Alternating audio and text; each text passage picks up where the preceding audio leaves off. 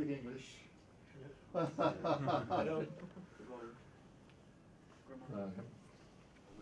Where are you from? Near Merville? Caen. Oh, Caen. We are from Caen. Yeah. Do you have a striking memory about the operation in Merville-Franceville? Could you tell us about it? I was a paratrooper, but we were asked to volunteer for a very dangerous mission. To get into that very dangerous mission, we had to be unmarried. My commanding officer, some 10 years ago, admitted to me that it was a suicide operation and they didn't expect to see us again. And we had to go by glider, by horse or glider, which was made of wood and canvas. Because the whole thing went wrong, we survived. One of the gliders landed in England. My glider, whilst we were over the channel, a parachute came out the back and brought the plane that was pulling us and our aircraft down to almost sea level. And we had to cut the parachute loose before we could regain height. When we got to the Merville battery, there was no one there. The 9th Battalion had not reached the Merville battery, and only 150 men out of 650 finally got to the battery. There were no flares or any radio links with us, and we were flying round the battery completely lost, but under extremely heavy anti-aircraft fire. So firing shells that large to us, about an inch in diameter. And the pilot of the powered aircraft who was pulling us said, "Please cast off because I am being very badly hit by anti-aircraft fire." And we landed in 2 meters of water over the heads. We managed to get out of there just as the battle for the battery took place. As we came out of the water, the battalion had reached the battery and had started the fire. So we never did get to the battery. That is the way I went to Normandy. And by the time I got there, I had enough. No, I was waiting to go home. At the beginning of the attack, what was the state of mind? We were very sad we weren't there, because we went there to carry out an operation. And because we were on time and the battalion were late, we didn't take part in it. We were not frightened. None of us were frightened, because we were immortal. We were young, immortal men. Our only fear was that we wouldn't do the job properly. We might scream or run away or let the regiment down, let me down, let my family down. So consequently, we were disappointed. And as a result of this, we didn't join my battalion till 3 days after we got there. The way we chose was our choice. We wanted to be extra special. We wanted to go by air. The air attack was disastrous, but I think we preferred it to going ashore at places like Omaha, or, you know, what I'm talking about. People who went to the beaches were terribly unlucky. I'm sorry to ask you this question.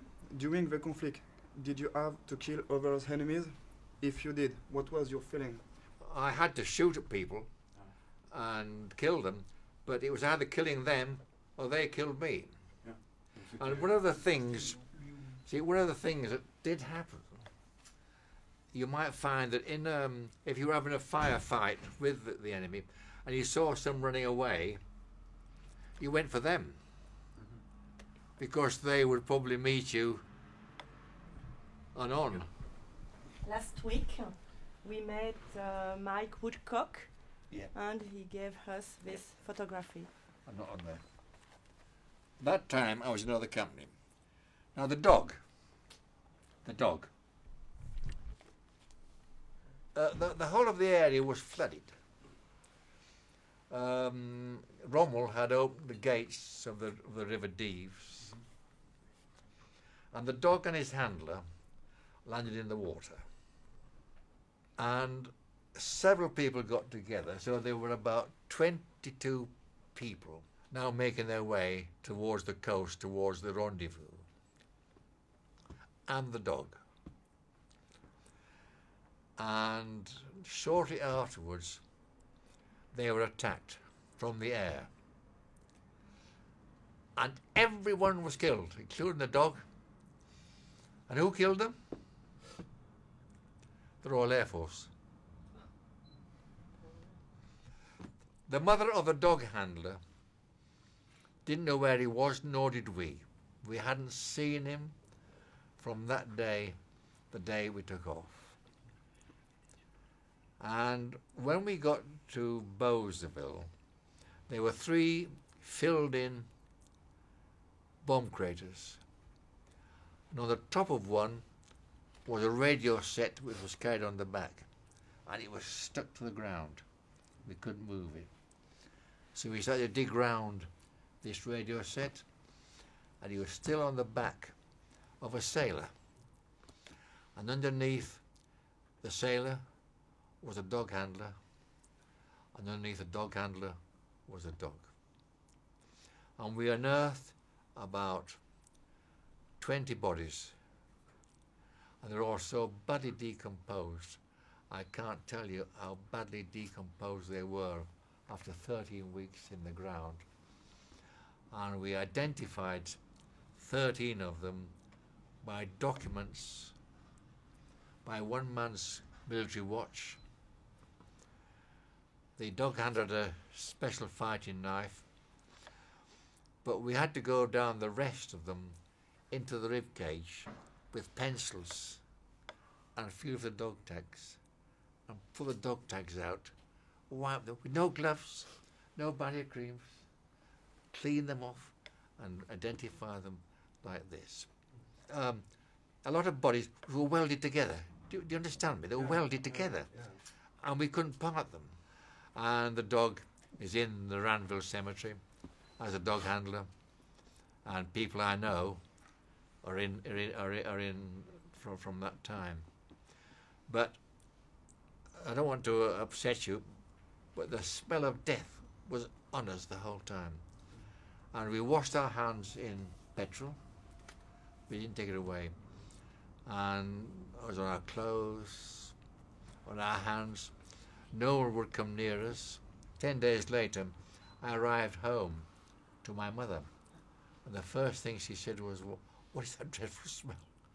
And it was still in the soles of my boots. Most dreadful job I've ever had.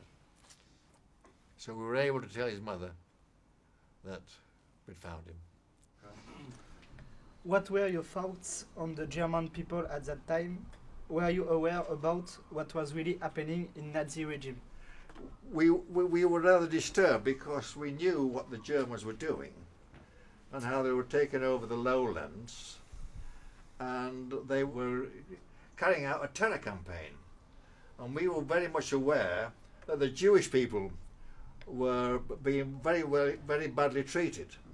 They were the enemy, and we were being bombed, and we were fearful. And it's only the English Channel, the Manche, that kept us apart from the Germans on land. And we were very fearful that if they came here, that our whole life would change. We were highly trained, and we knew that one day we would go somewhere. Where, we didn't know.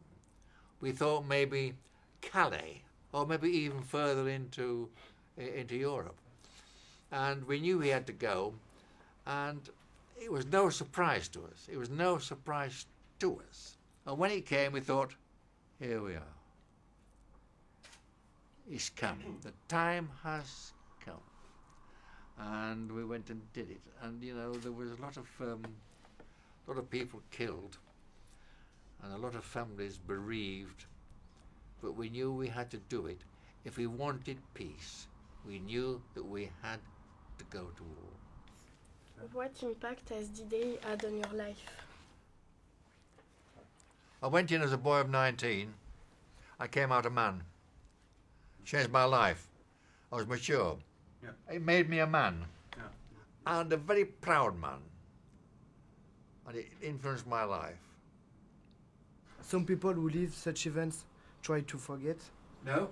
I am the secretary of the 9th Parachute Battalion Reunion. And I go to France quite a bit. And I talk there to people about it.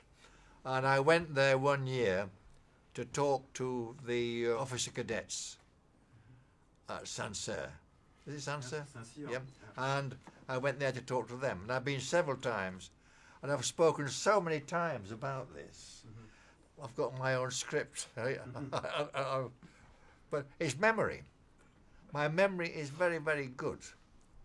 And it's something I'm very, very proud of. I'm glad I did it.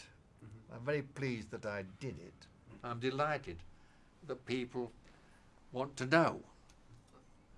And if people want to know, then the story will continue, I hope, for a long time. And I will do it for anybody, provided I can get to the place, because I'm very old. If I can get there, I will do it as a matter of honour.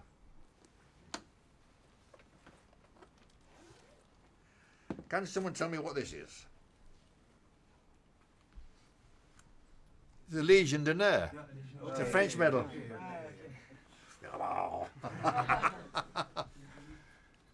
So there you are. Now let me show you a picture of myself at the time. This was taken when I came back from Normandy.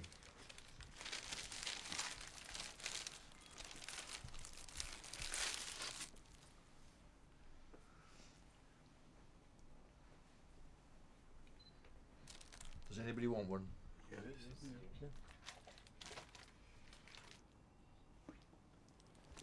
Thank you.